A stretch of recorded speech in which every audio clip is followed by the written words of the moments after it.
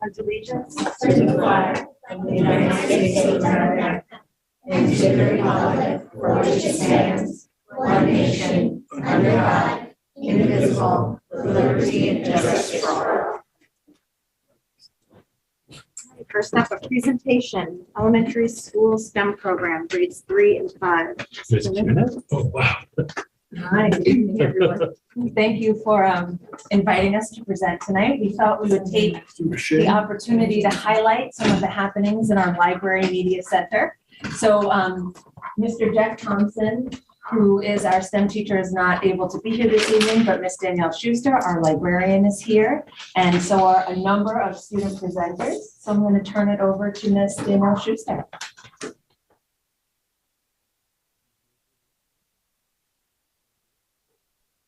Good evening. Good evening. Hi. Obviously, most of you know, my name is Danielle Schuster, and I'm the librarian at John Marshall. My co-teacher, Jeff Thompson, had a obligation that he couldn't be with us this evening. We would like to thank the board, the district administration, especially Adam Fine and Tim Fromm, and the John Marshall administration, Karen Kunith and Russell Morgan, for their continued support of the media-centered program and all the resources that you all have supplied to us. We are extremely fortunate to have been able to renovate and update the entire media space at John Marshall. And we have only had the full space up and running since the beginning of November. But in that short time, we've been able to implement several different programs in that space. And our students are here tonight to highlight some of the exciting learning opportunities that are happening in what we're calling the Media Center. This is a picture of what are, come on up, Dylan and Fallon. This is Dylan and Fallon Centalonza, and this is a picture of the Media Center. You can see here's the library, and the Media Center is there in the back. And Dylan and Fallon are going to talk about what's going on in the 5th grade. The STEM lab and library received a set of virtual reality goggles. The 5th grade classes were able to experiment with them. We were able to check out the different videos in the video library.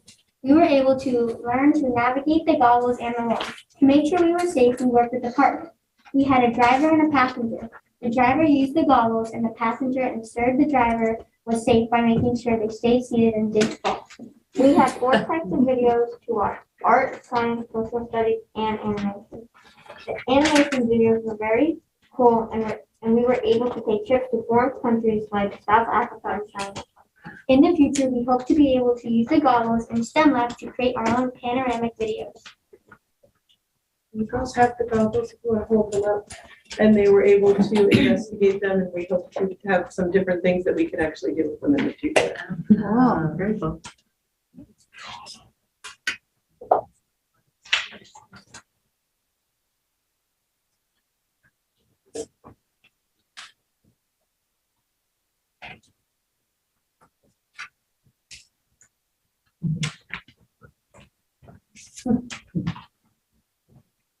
And Miss James, who is one of our 3rd grade teachers, has co-taught with me to work on a reader's theater, and our 3 students, Sarai Guzman, Robbie Basilico, and Lily Maloney, are going to present about that. Ms. James's class was working on a reader's theater project. We were learning about fables in our classroom. A fable is a story about characters, usually animals, who learn a lesson at the end of the story. We were put into groups and assigned a fable that we had to learn and present to the class. We had to act out our parts. We also had to design costumes and props for the presentation of our skit to the class. We presented our skit To the class in the library. While we were watching the skit, we had to think about and write down the moral to each story we heard. The fables we presented were the ant in the grasshopper, the lion in the mouse, the boy who cried wolf, the fox and the crow, and the tortoise and the hare. Great. Thank you.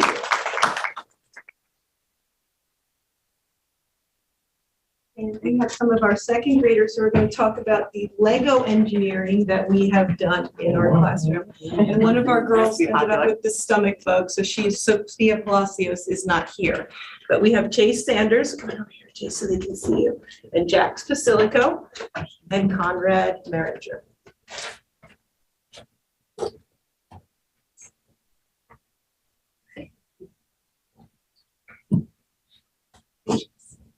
The second grade STEM class are learning about simple machines. We are using Lego kits to build the working machines. This is the Lego kit that we use.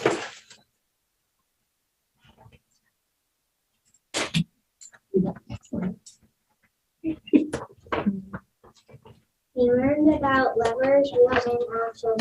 We are also learning about Mountain machines. We started learning about hearing and listening to machines that we built. I will read Sophia's part for us because she. Compound machines are two or more machines working together to make work easier. Our challenge was to build a machine that would make a minifigure spin without touching it.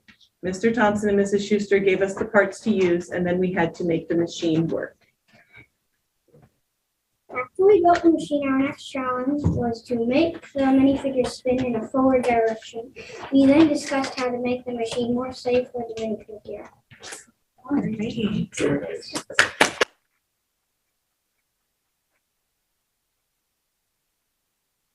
Look at them all working.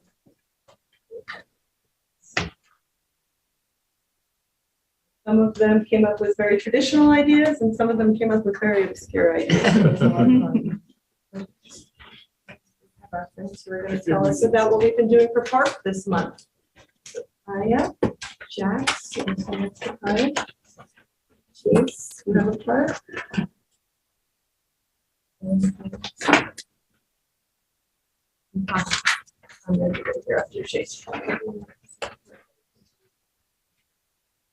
The month of March is Pick a Reading Partner Month, also known as PARK.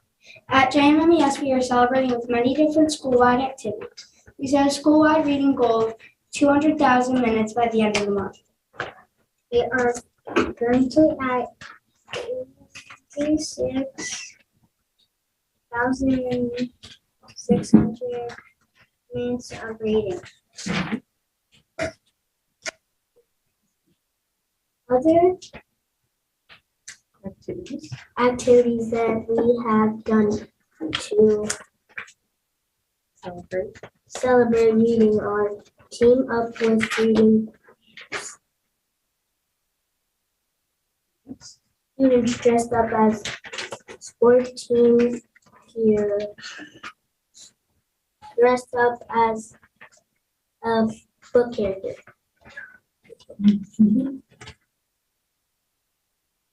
With a good book, wear hats, stars, and cozy clothes, celebrate reading, wear red. Bedtime stories and pajama day. Everyone wore PJs, and we had a school-wide story time to celebrate reading. We also have a scholastic book fair going on this week in the library. The PTA is gracefully covering the plaques for the book fair. Thank you. Next week, we will be welcoming surprise readers from throughout the district to surprise the students with a story in the library. March has been a busy month. Thank you for letting us share some of these exciting activities that we've been enjoying this year in Library and STEM Center.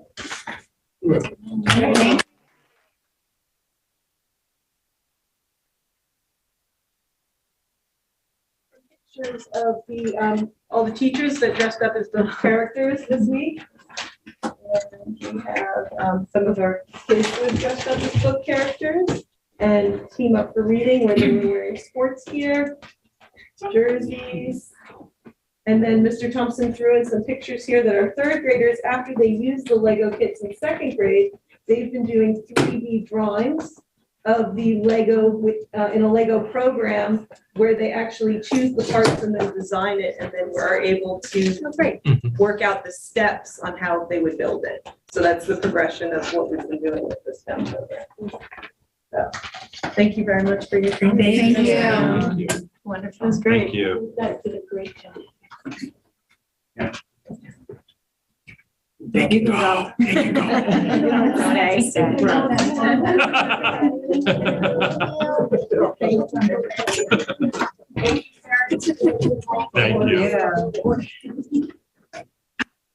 Oh, very good. Good job, guys. Nice to have kids back in presenting. Yes. Yeah. The regular year again, yeah.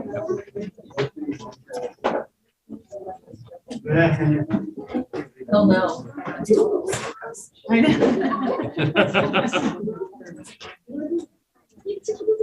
Okay, so should we move on to news of the schools? Yes. Dr. Soriano?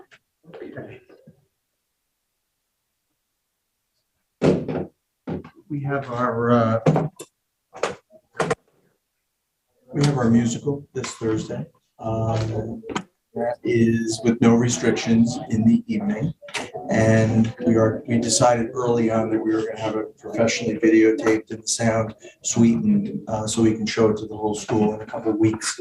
And I'm glad we did that because we have had, although we've been transitioning with mask optional, we've had, Sandy mentioned last time, we've been very sensitive to that. I would say that it goes from about 30% to 50% who are wearing masks during the school day still, which is fine. So we're not pushing the issue.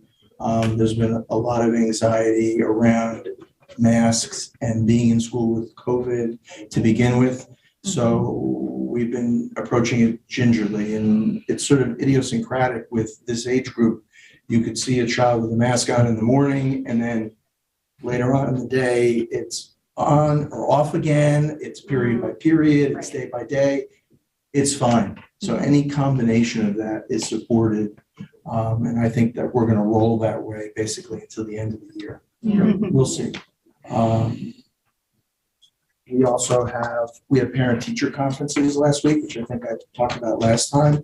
And that was very well attended. We did sign up sort of a hybrid.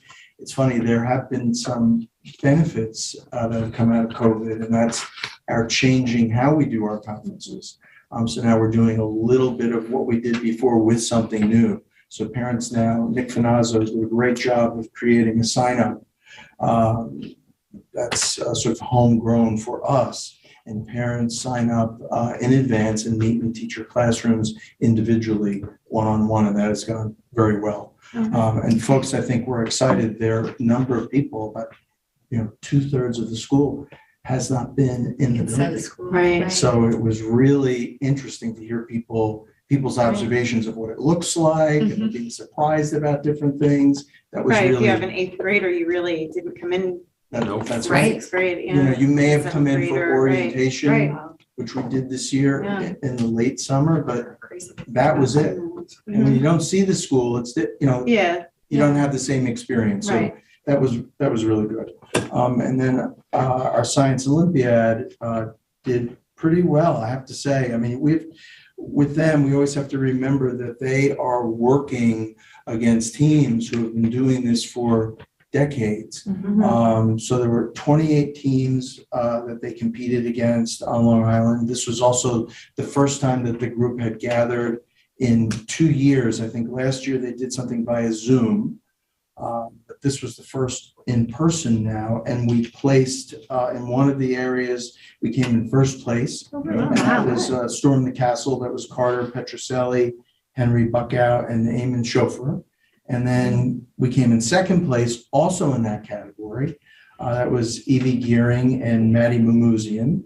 And then third place in electric right stuff, and that was Carter Petroselli and Eamon Chauffeur again. So that was really great. And we have other medals, and they'll be given out at the evening awards for this. But the next time that I have the presentation for the middle school, our teachers will come with the students and demonstrate a couple of these for you. A mini version, just so you can see what they did. Thank you. Thank you. Ms. Smith?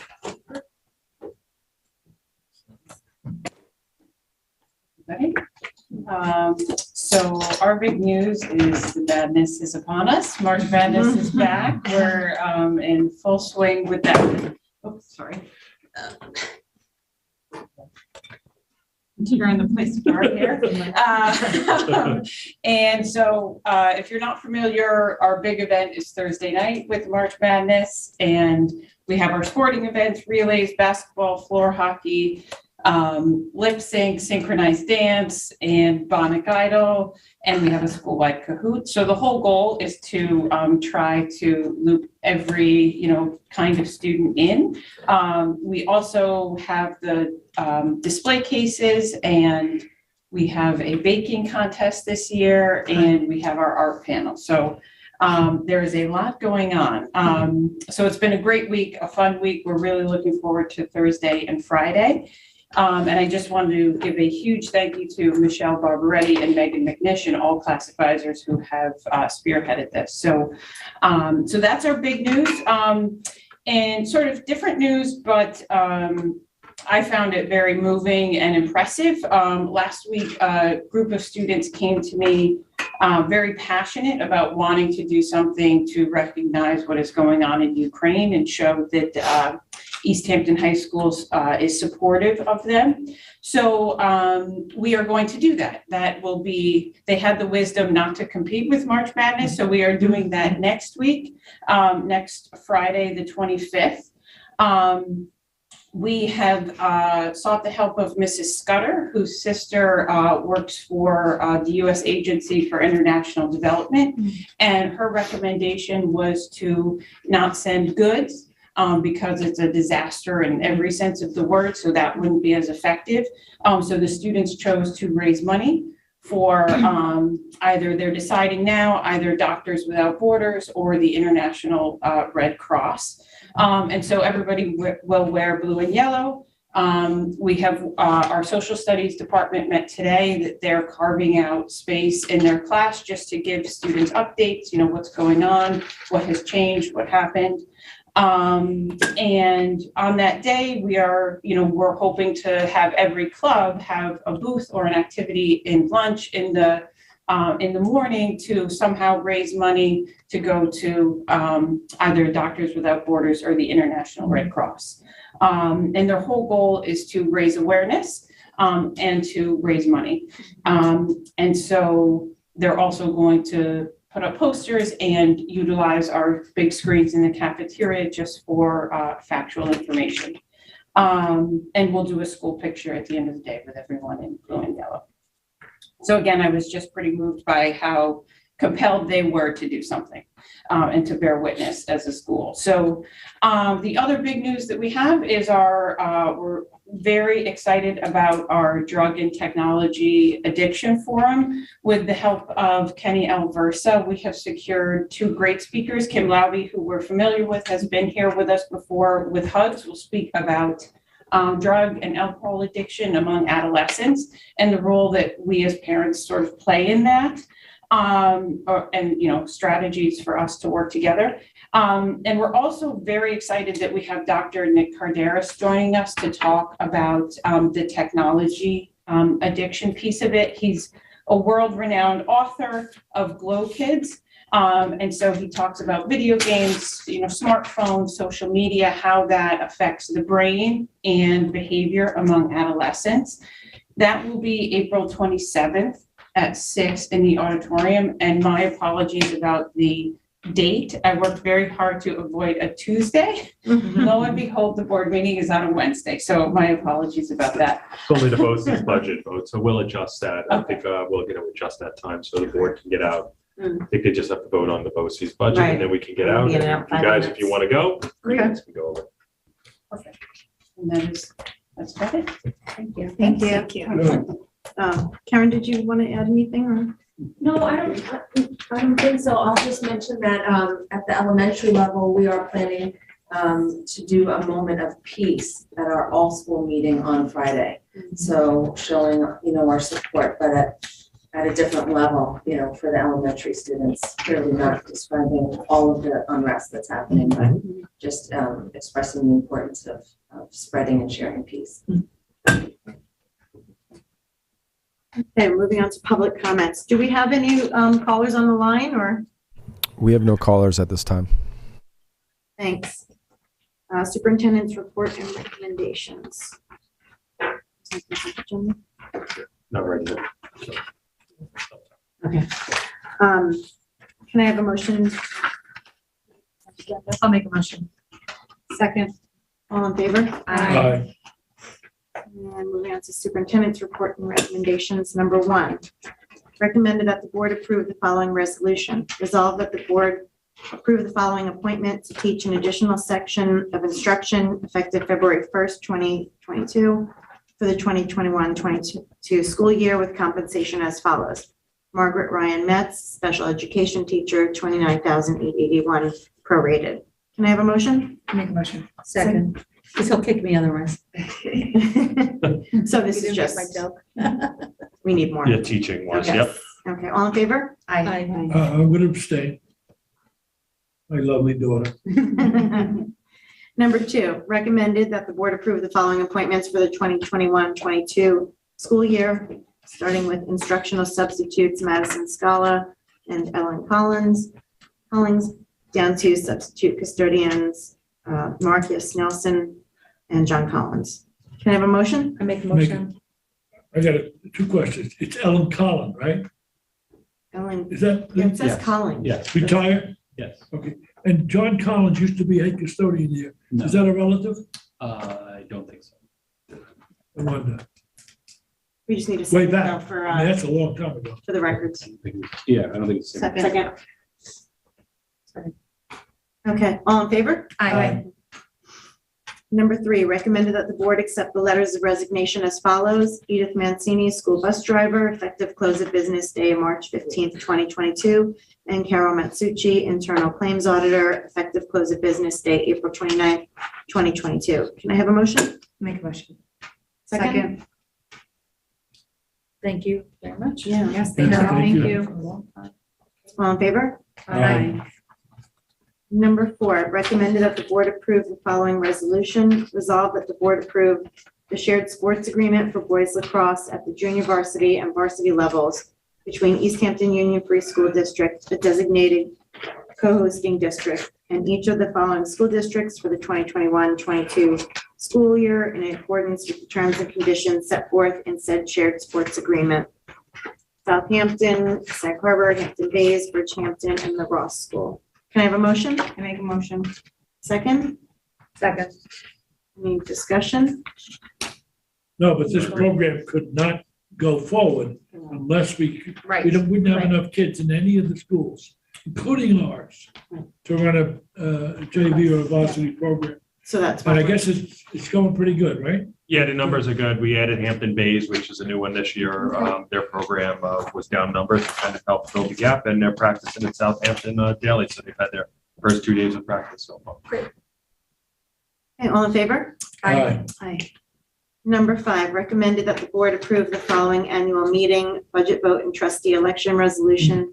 Be it resolved that the annual meeting, budget vote and trustee election of the East Hampton Union Free School District, Town of East Hampton, Suffolk County, New York, be conducted on May 17th, 2022, from 1 p.m. to 8 p.m. And further be it resolved, do I have to read all this?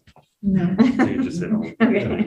All the way to be it resolved that the final tally of votes shall be held in the Board of Education room located in the East Hampton High School campus, 4 Lawn Lane, East Hampton, New York, on May 17th, 2022.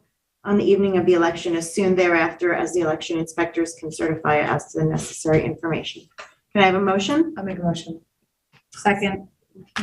Any discussion? I guess the most important thing is that the boardroom there is what the polling place is. Yes, Right. yep, And the school is shut down. yes. And what are we doing, like last year, I know we did, with COVID, we did a heavy emphasis on absentee ballots. What's the policy for people who want to know what to do and how best to vote? Do we know that? I think yet? to reach out to Carrie Stevens, our district clerk, who's unfortunately she's not here today, but I think reaching out to Carrie to clarify that. So, Right.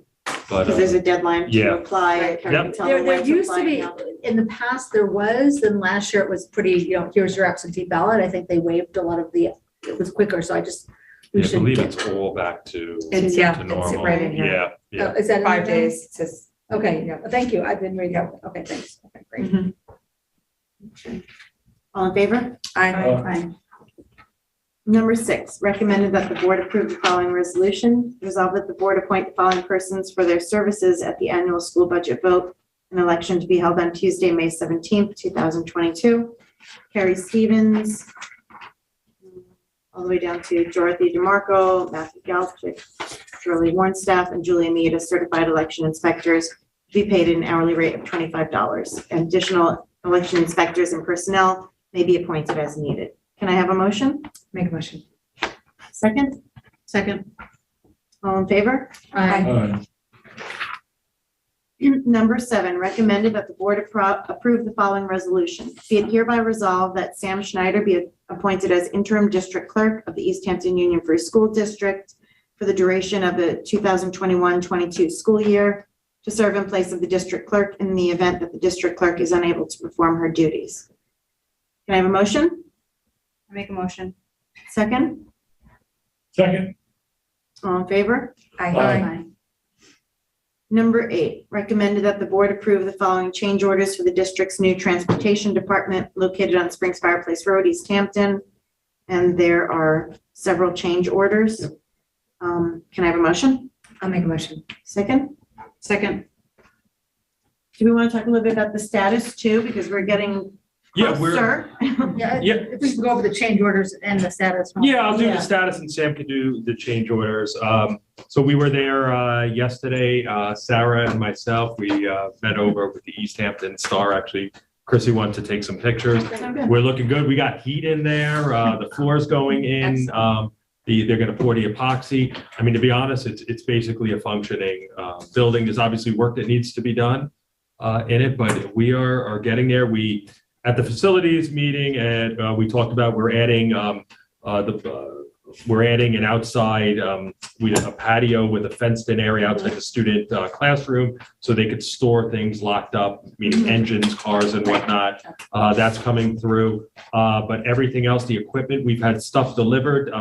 There's been empty. There's empty Stolco, I think, has empty containers, stuff, container compartments outside. We've stored the lifts and stuff that have come for the students in it. We're just waiting for the floor to get done, where there are some other nuances that are taking place. I mean, we're getting close, but we're looking to, be ready by the end of April. The one thing we will not be ready with, it's pretty much 100%, is the fueling.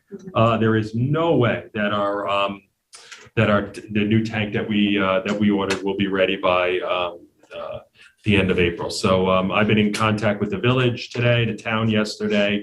We're working on an agreement between us to at least use the town/village facilities for a possibility of 2 months, which will be coordinated with our attorneys, and ultimately we'll work around the town and village schedule. So hopefully that all works out. It's been very much a positive discussion so far. Great. And all these change orders were things we hope we could do. You gonna go through them? Yeah, so all of these change orders were previously discussed with the facilities committee.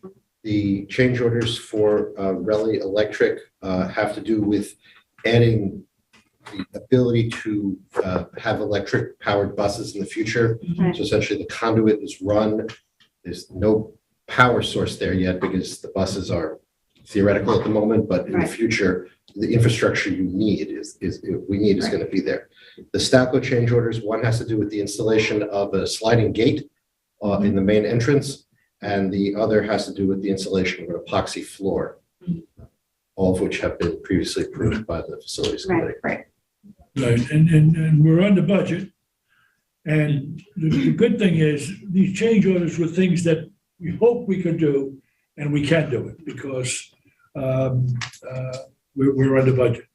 Yes, because of the way when we started and the way the project was handled, we had the ability to do this. The gate is a great example. Yes. When the board came to inspect the facility, we noticed a turn off Springs Fireplace at late night with a bus pulling over and a driver getting out of that bus. Granted, there could be no kids in it, but it does create a problem leaving a bus in the middle of Springs Fireplace Yeah, Road. safety. So having a remote gate kind of is a smart idea. So we had that put in. It's a huge help. It gets you at least off a little bit. Drivers coming in regular cars, it'll be easy. Bus stuff to pull over a little bit, but they'll be completely automated. They won't even have to get out of the bus. Right. The bus, they'll have a reader on the bus. It'll poof, gate open. Right. The gate over on, I think it's Ohio, right? It is. Will still be a manual. That's manual, gate. right. Yeah, that's a one-way street, so they won't be coming in that way. Right. And some of it just made sense, like planning ahead, we don't have any electric buses right now, but we know that's the way it's moving. They're really expensive right now, Yeah. but at some point when the prices come down, you're gonna be transitioning the fleet to electric. Yes. So it was a lot less expensive to run the wiring and everything right now than rip everything up after. Correct. So certain things like that are, they Yeah. just make sense. Logical. Yep. So, all in favor? Aye.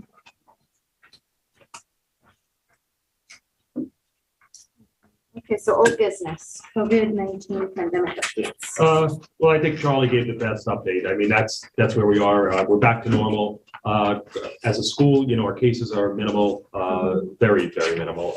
But that's the grapple. And I think every school, the principals at each school should be very commended for handling the way their schools and dealing with their student populations with COVID.